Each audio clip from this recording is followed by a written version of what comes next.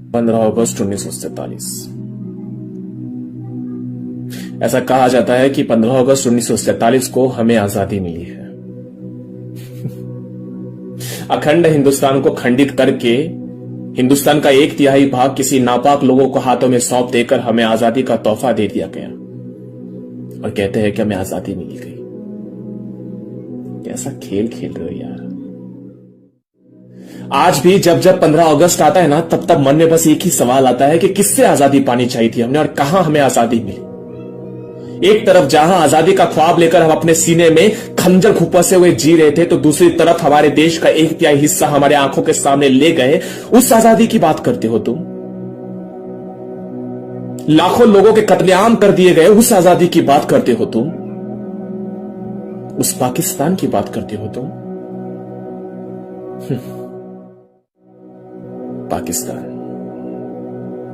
पाकिस्तान से दिल्ली की तरफ जो रेलगाड़ियां आ रही थी, उनमें हिंदू इस प्रकार बैठे थे जैसे माल की बोरियां एक के ऊपर एक रची हो। ज्यादातर सब अंदर मरे हुए थे, गला कटे हुए, किसी की सांस अटकी हुई। रेलगाड़ी के छप्पर पर बहुत से लोग बैठे हुए थे। डिब्बों के अंदर सिर्फ सांस लेने भर की जगह बाकी थी। बैलगाड़ियां, ट्रक्स हिंदुओं से भरे पड़े हुए थे। रेलगाड़ियों पर लिखा हुआ था कि आजादी का तोहफा।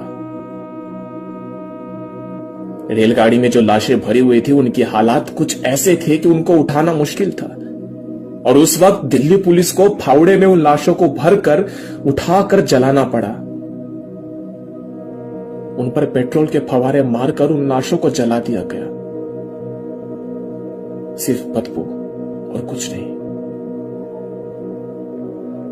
मेरे देशवासियों के खून का बदबू नहीं हो सकता। मेरे देशवासियों के खून की, लहू का वो सुगंध महक रहा था उस मिट्टी में। सियालकोट से खबरें आ रही थी कि वहां से हिंदुओं को निकाला जा रहा है। उनके घर, उनकी खेती, पैसा, अड़का, सोना, चांदी, बर्तन, सब का सब मुसलमानों ने अपने कब्जे में ले लिया था। मुस्लिम लीग ने सिवाय कपड़ों के कुछ भी न ले जाने पर रोक लगा दी थी। किसी भी गाड़ी पर हल्ला करके हाथ लगे उतनी महिलाओं को, बच्चियों को भगाकर ले गया। बलात्कार किए बिना एक भी हिंदू स्त्री वहां से वापस नहीं आ सकती थी। एक भी नहीं, बलात्कार किए बिना।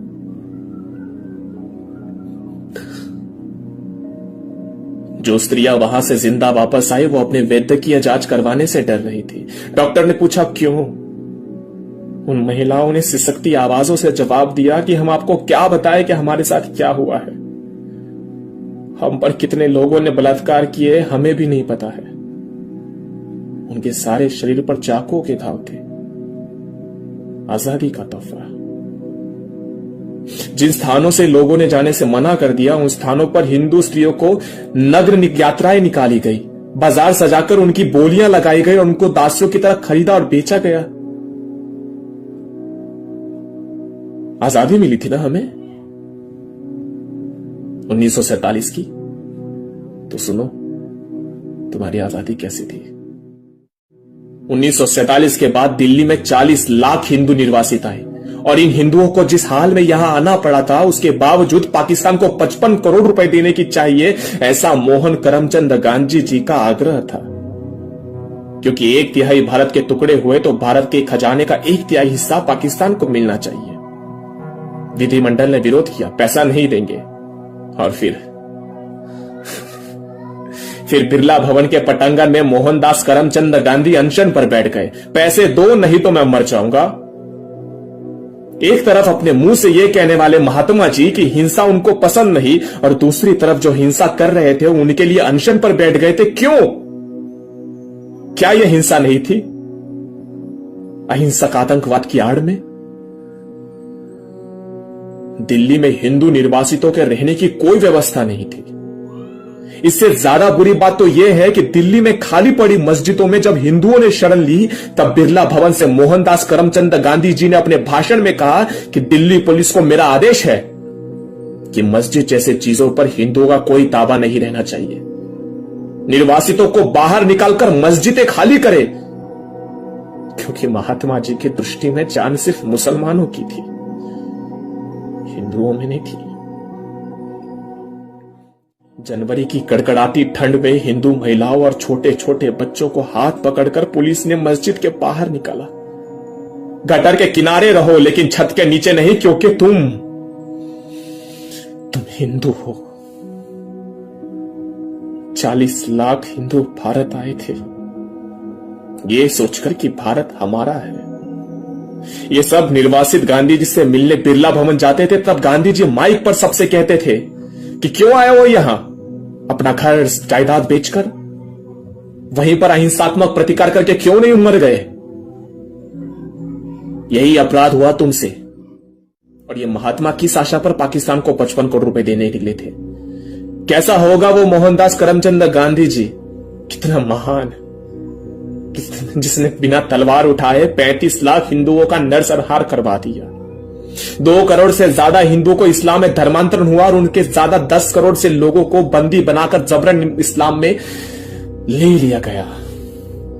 20 लाख से ज्यादा हिंदू नारियों को जबरन मुस्लिम बनाकर अपने घरों में रखा गया। तरह तरह की शारीरिक और मानसिक यातनाओं के बाद ऐसे बहुत से प्रश्न, वास्तविकता और सत्य तथा तथ्य जो कि 1947 के समकालीन लोगों ने अपने आने वाली पीढ़ियों से छुपाए। हिंदू कहते हैं कि जो हुआ उसे भूल जाओ, नए कल की शुरुआत करो। परंतु इस्लाम के लिए तो कोई कल ही नहीं, कोई आज ही नहीं। वहां तो दारुल हर्ब और दारुल इस्लाम के बदलने के ही लक्ष्य है। पल प्रतिपल विभाजन के बाद एक और विभाजन का षड्यंत्र। ये कैसी आजादी थी? ये कैसा आजाद देश था? अच्छा एक बात बताओ, आजादी मिल गई, मोहनदास करमचंद गांधी को पूरा श्रेय देते हो, मान लिया। लेकिन इतना सब होने के बावजूद भी जब लाखों करोड़ों लोग मर गए, क्या यह तुम्हारे लिए सहने वाली बात थी? बापू ने जो किया उनके लिए उनको शत शत कोटि कोटि वंदन, पर बापू विभाजन का पाठ आपने गलत पढ़ा दिया। और इसी से व्याकुल हुआ पंडित नथुराम हुतात्मा गोडसे और छान कर रख दिया उनके सीने में गोलियां। लेकिन उसके बाद जो हुआ वो असहनीय था। अहिंसा का पाठ पढ़ाने वाले मोहनदास करमचंद के कुछ अहिंसक आतंकवादियों ने 30 जनवरी 1948 की रात को ही पुणे में 8000 ब्राह्मणों को चुन चुन कर घर से निकाल कर जिंदा जलाया। 10,000 से ज्यादा ब्राह्मणों के घर और दुकान जलाए गए। सोचने का विषय यह है कि उस समय संचार माध्यम इतने उच्च कोटि के नहीं थे, विकसित भी नहीं थे, फिर भी कैसे 3 घंटे के अंदर इतना सुनियोजित तरीके से इतना बड़ा नरसंहार कर दिया गया।